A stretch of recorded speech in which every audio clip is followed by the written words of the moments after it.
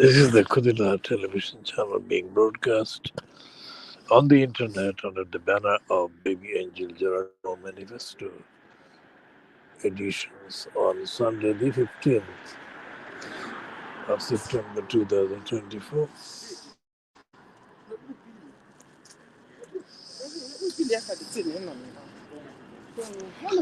This is Sunday the 15th of September 2024. And the Sunday Times in London has a picture of Keir Starmer with his wife, and the item there is that Starmer accepted donation money,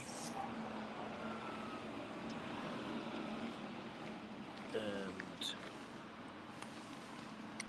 let's find the actual item. Let's see if I can find that item. So that's the item.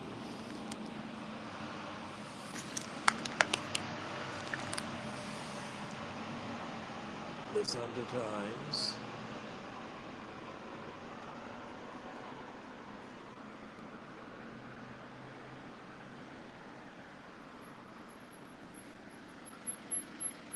And it reads, Starmer breached rules over clothes that donor gave wife. It's Gabriel Pogrand, Whitehall editor. The Prime Minister breached parliamentary rules by failing to declare that a multimillionaire businessman and party donor bought high-end clothes for his wife, Victoria. This is Wahid Ali again. There is no end to Ali, former chairman of the online fashion retailer Arsos.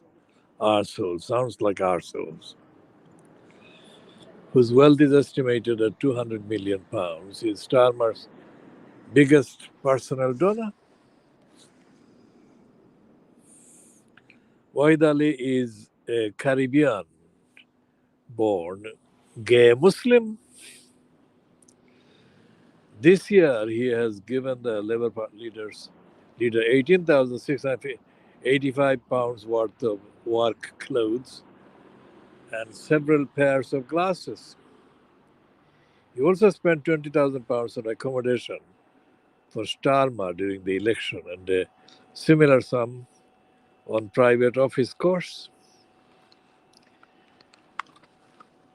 Those were declared, but clothes given to Lady Starmer, it is thought, before and after her husband entered Downing Street in July were not declared. She received deliveries around the time Ali was embroiled in a cash for access row. The Sunday Times revealed he had a number 10 security pass and used it to entertain donors in the garden of Downing Street.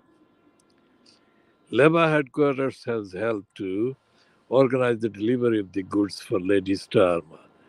Details of the arrangement were known only to a tiny circle of trusted advisors. Disclosures are awkward for Starmer, who has vowed to clean up politics and root out cronyism. Number 10 said, "We sought advice from the authorities on coming to office. We believed we had been compliant. However, following further interrogation, this month we have etc. etc." It goes on to page 3.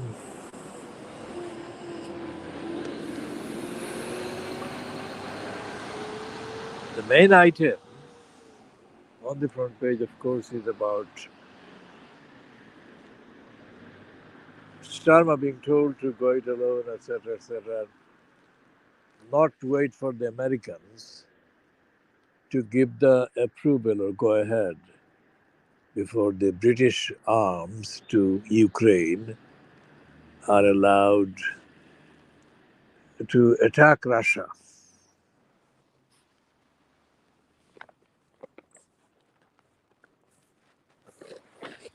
The main feature in the Sunday Times magazine This is the one. It says the darkest day, which is talking about the 7th of October 2023. And it says, retold by a family in the line of fire. Now, this is about the events that took place in Israel, apparently with the attack by the Palestinian group called Hamas. Of course, this will be a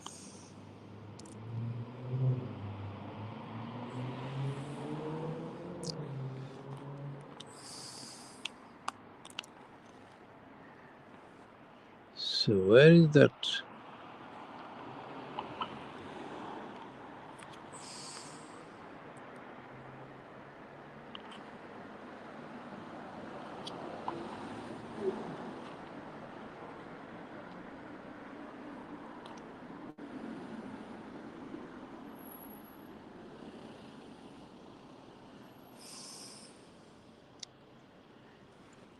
Masayoshi Son, the Japanese super investor behind SoftBank, has made and lost more money than anyone on the planet. Well, not lost more than I have.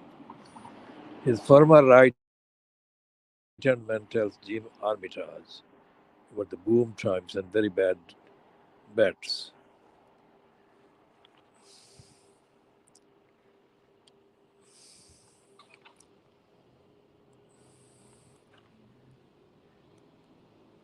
And there's a long piece, of course, about the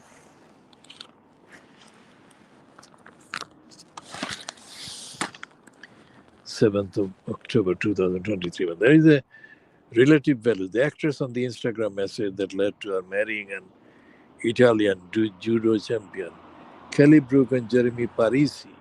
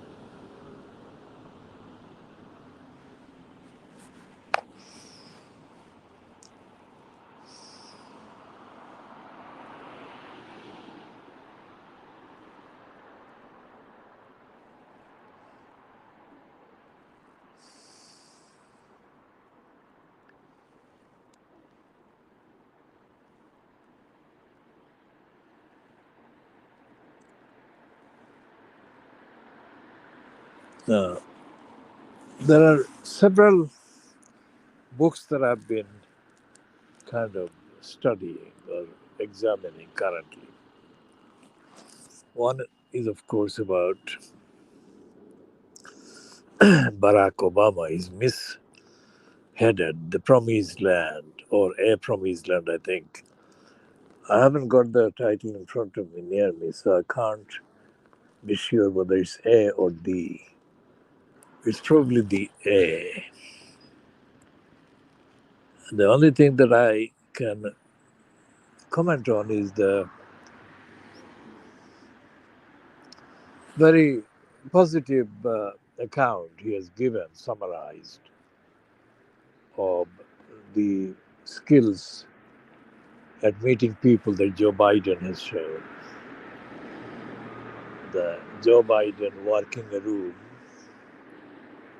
Nobody else got a chance because Joe Biden has got dominating the whole conversation, charming everyone with compliments, including all the wives of the people that they are meeting. Obviously, these women are over 50, 60, whatever. But the quote that Obama attributes to Biden is not a day older than 40, etc., etc. There is a book by, well, the author's name is Lenny Henry from Dudley, Jamaican comedian, and now he has been turned into a national treasure in the United Kingdom. There is a book, of course, by the two brothers, Trevor Phillips and Mike Phillips, called Windrush. Is a paperback edition that I'm looking at, either published in 2022 or 23, I think, or it has got data referring to events in 2023. Now, the astonishing thing about Lenny Henry is that he has got a whole chapter about racism. How he, when he started in the 70s, how he accommodated racism and racist agenda and scripting. But the thing is that he actually shows that he's aware of racism very much.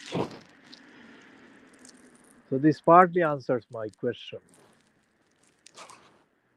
I have always been very critical of Lenny Henry's early scripts that mocked mostly African people and even people from the Caribbean, African origin people. And I said that that showed that he was he was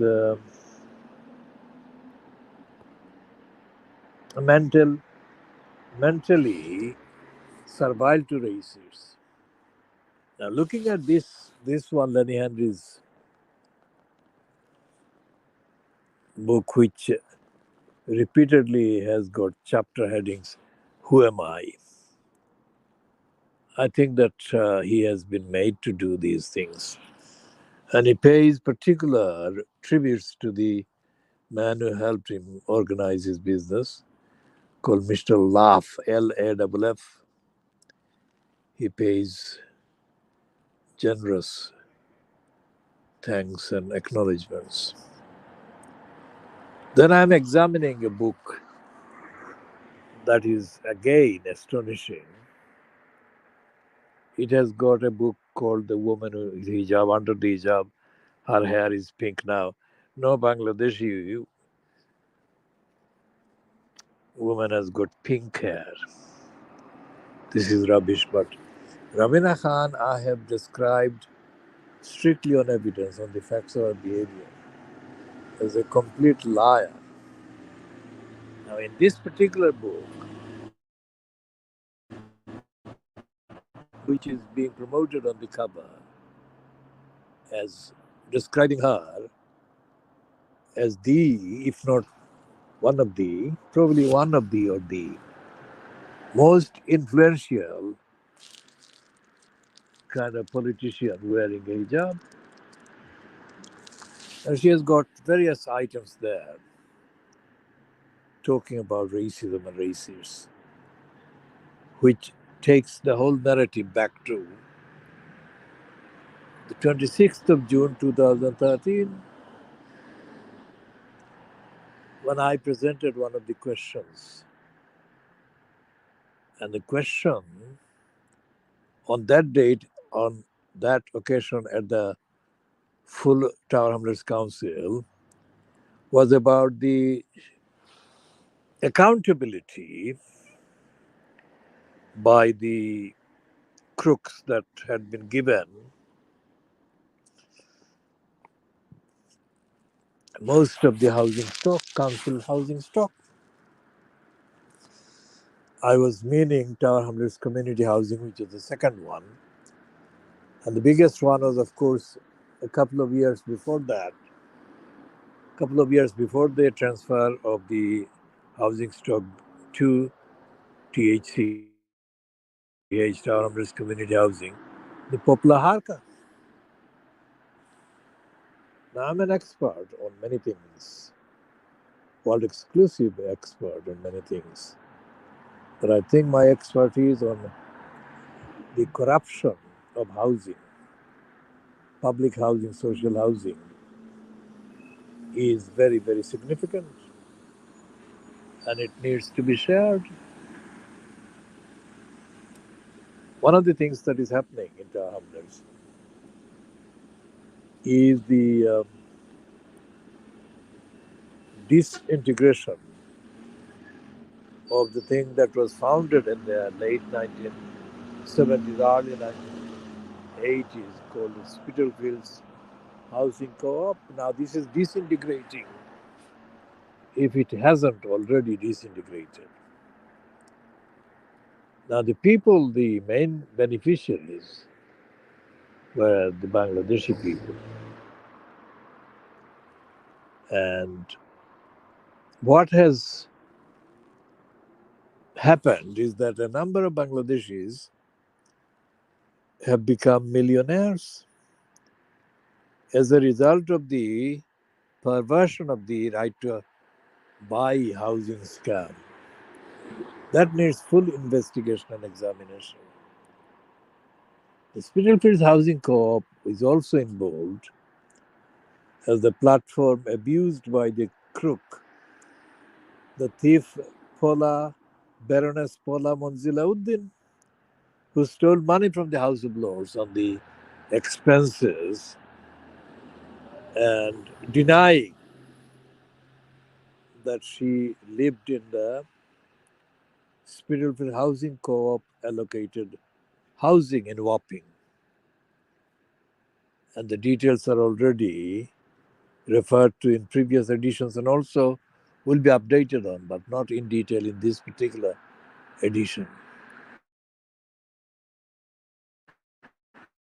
The other is, of course, the involving former Abbas Uddin alias Salal, as the private lie on Rotten Boroughs edition in October 2010. For the October 2010 mayor election, published a devastating expose on Halaluddin alias Abbas, Abbasuddin alias Halal, including publishing the fact that it was him who was candidate A or B or C, whatever, referred to in the investigation that had been carried out of corruption in the organization by the then Communities Department or by an agency of the Communities Department. And Private Lie says that they contacted him and the department contacted him 3 times to confirm whether it was him who had stolen the names of several former members of the cooperative and manipulated those stolen votes as being added to the votes for him during an election to the management committee of the then, for whatever the name was, cooperative, housing cooperative. That completely exposed Abbasuddin alias Halal finally because he could not get the nomination.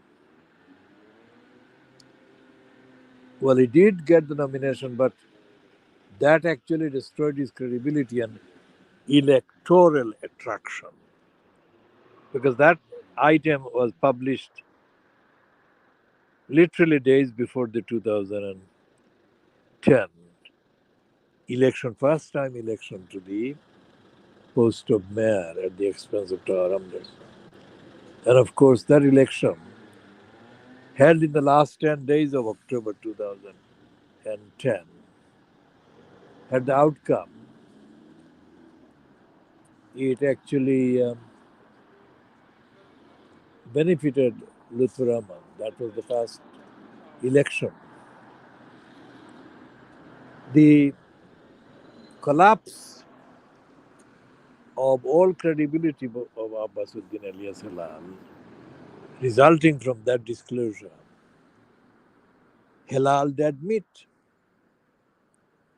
Hilal Dead Meat is the unforgettable name heading to that piece published in Private Eye the last second fortnight of October 2010.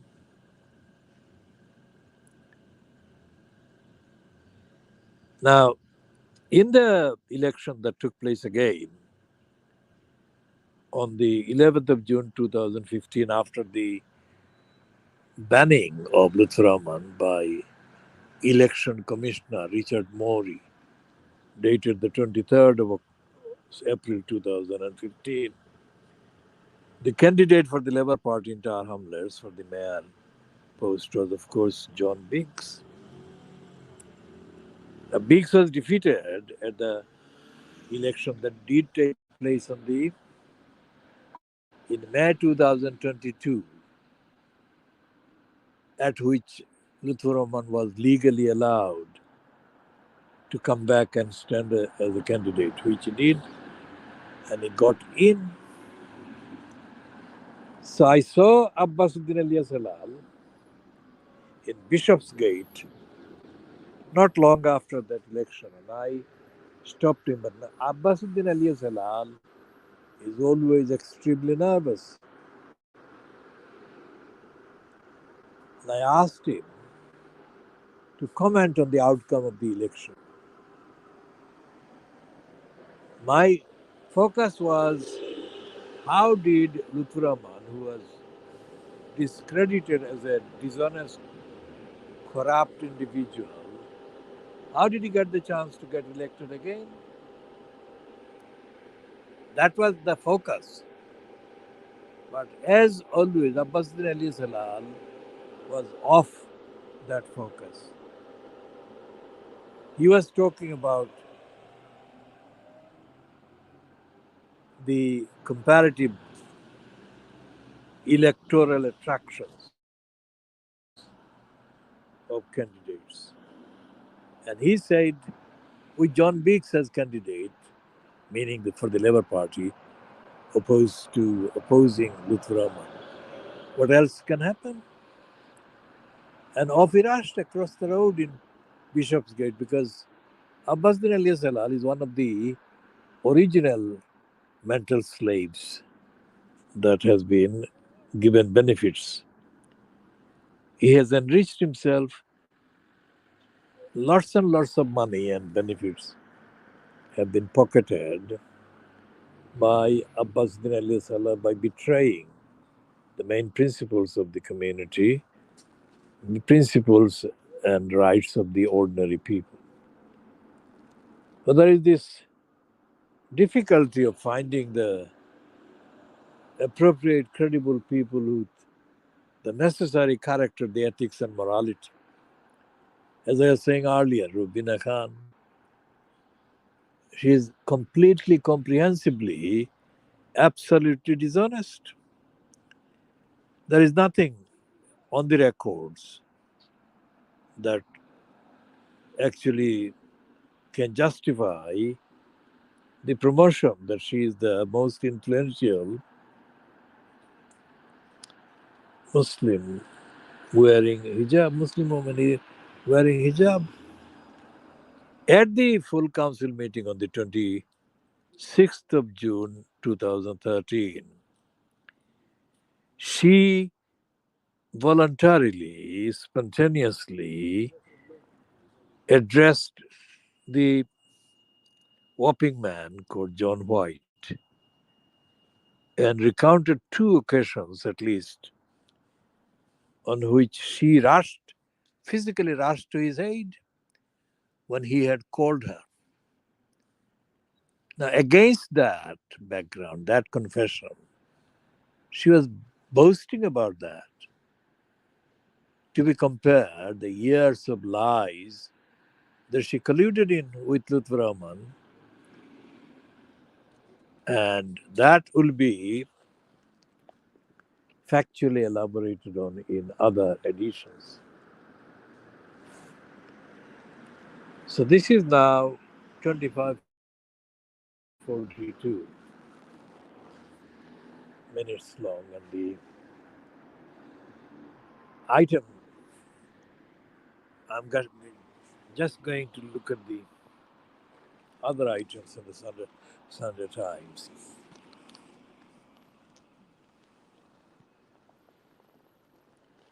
As I have read that piece about Starma's wife, not declaring the fact that Wahid Ali's donation included